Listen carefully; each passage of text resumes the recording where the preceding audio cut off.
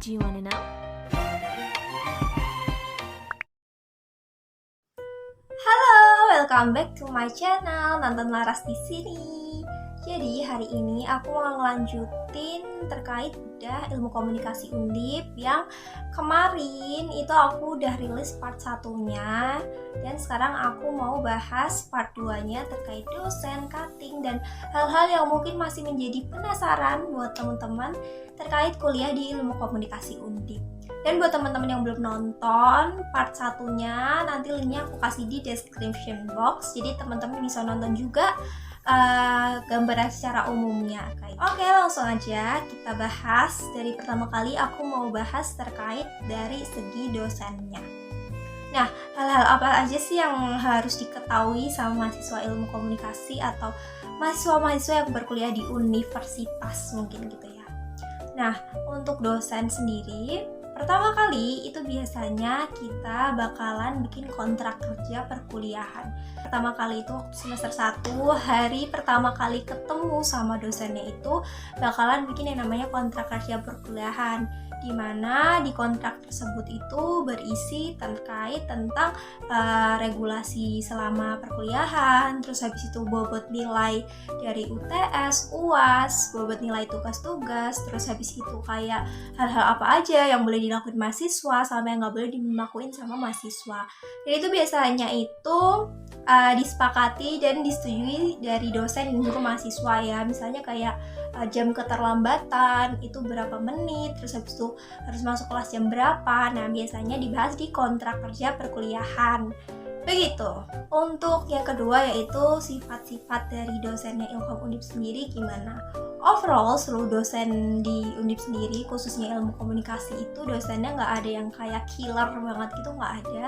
Semuanya itu baik-baik, asik-asik, apalagi banyak dosen-dosen yang masih ya sudah sepuh tapi tuh jiwanya tuh muda gitu loh. Jadi bener-bener kayak gaul, asik, santai, tapi nggak ada sih yang killer banget. Dan kalau dosen ya pasti mengharapkan mahasiswanya itu bisa bekerja sama ya dengan mereka, dalam artian ya kita rajin masuk kuliah, ngerjain tugas, kayak gitu sih. Itu wajar dan normalnya aja kayak gitu. Jadi nggak ada yang killer dan semua asik-asik semua sih. Jadi kalau di ilmu komunikasi sendiri nanya cuttingnya sombong atau enggak, sebenarnya enggak sombong sih. Lebih tepatnya karena mungkin kita nggak kenal, jadi mungkin nggak ramah gitu. Jadi juga aneh juga ya, emang kalau misalnya orang nggak kenal kan juga nggak bakal nyapa gitu ya. Jadi biasanya kayak gitu sih, karena mungkin kita belum kenal, jadi nggak yang terlalu dekat, nggak terlalu ramah. Tapi kalau misalnya kita udah kenal gitu juga deket kok. Dan maksudnya banyak juga kalau yang cutting-cutting sama adik tingkat tuh kayak yang jadi deket banget, jadi sering main bareng, jadi teman deket, teman curhat gitu tuh banyak. Jadi kayak kalau dibilang sombong tuh enggak juga. Terus, boleh akrab nggak sih sama cutting-cutting di ilmu komunikasi? Jawabannya adalah boleh banget, dan biasanya cutting-cutting Ilkom itu sangat welcoming buat adik-adik tingkat. Terus ya, cutting-cutting Ilkom itu sama adik-adik tingkat juga kayak sering sharing terkait mata kuliah, sering sharing terkait jurnal-jurnal, buku-buku gitu kan. Biasanya kan kita sebagai adik tingkat kan masih bingung ya beli buku di mana, terus habis itu nyari buku di mana, harus gimana. Nah, biasanya cutting-cutting itu bakal membantu kita gitu, jadi sharing jurnal, buku, dan segala macamnya gitu. Dan buat mengakrabkan lagi itu biasanya kita juga ada salah satu event kalau di ilmu komunikasi itu yang nanti bakal ketemu banyak cutting-cutting dan juga alumni-alumni seperti itu. Outfit di kuliah ilmu komunikasi itu kayak gimana? Buat outfit sebenarnya kan Ilkom itu masuk di FISIP. Nah, FISIP sendiri itu udah punya regulasi terkait outfit atau ketentuan berpakaian bagi mahasiswa.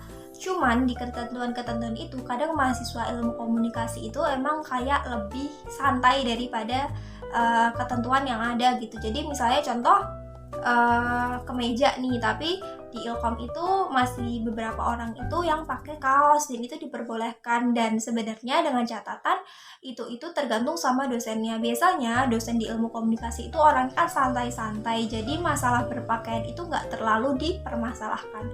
Cuman ada beberapa dosen juga yang emang harus banget taat peraturan. Jadi kalau misalnya emang nggak pakai kemeja nih, biasanya disuruh keluar dari kelas dan nggak bisa ikut perkuliahan. Jadi semua itu tergantung dosen, dan biasanya itu itu nanti mungkin bakalan bakalan kelihatan setelah beberapa kali perkuliahan gitu. Kalau misalnya kita pakai kaos nggak dimarahin ya it's okay, tapi kalau misalnya dimarahin ya besok kita harus pakai kemeja atau pakai baju yang lebih sopan dari itu gitu. Tapi kalau overall dosen-dosen di Ilkom itu sebenarnya santai sih, yang penting kita sopan dan kita tahu cara berpakaian dan bersikap.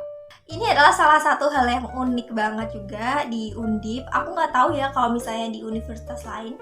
Jadi kalau mahasiswa ilmu komunikasi sama dosennya itu sebagian besar itu manggilnya bukan Pak Bu atau Prof, tapi sebagian besar itu manggilnya itu Mas atau Mbak gitu. Jadi dosen-dosen kita tuh dipanggil Mas atau Mbak. Nah ini itu sebenarnya bertujuan untuk biar kita tuh lebih intimate sama dosen kita, lebih dekat, lebih nggak ada gap yang terlalu gede. Cuman mungkin juga ada beberapa dosen yang masih dipanggil Pak Bu atau Prof. Nah ini tergantung sama kontrak kerja perkuliahan tadi. Biasanya nanti beliau ini bakal berbicara kira-kira mau dipanggil seperti apa atau gimana gitu aja, nanti biasanya kita ngikut aja. Tapi secara keseluruhan dosen komunikasi itu dipanggil Mas Mbak sama mahasiswanya. Fun fact, jadi anak ilmu komunikasi itu bukan seluruh mahasiswanya itu tuh pinter ngomong gitu. Mungkin orang tuh bakal berpikir bahwa masuk komunikasi itu karena jago ngomong ya.